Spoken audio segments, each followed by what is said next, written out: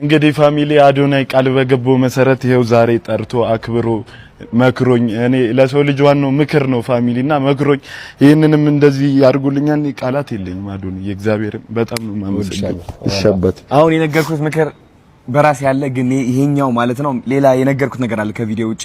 ምን አልኩት? ሱራዬ ያልኩት ታዋቂ ነህ አሁን ሰው ያያሃል፣ ግን ስትንቀሳቀስ 10000 ፎሎወር እንዳለክ 10000 ፎሎወር እንዳለክ ሰው ማክበር አለብህ። ልንገርህ ገባህ? ለፎሎወሬ አደገ ብለህ የሆነ እንትን ለማለት ኩራት ልብህ ውስጥ ከገባ ነው ማለት እግዚአብሔርን የውድቀት መጀመሪያ ያዛኔ ትሆናለች።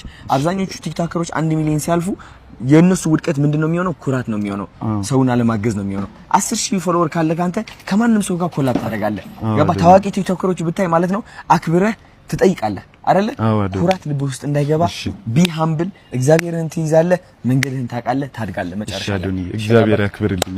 እሺ እኔም በጣም ነው ወድማ ከብር ስላገኘው ደስ ብሎኝ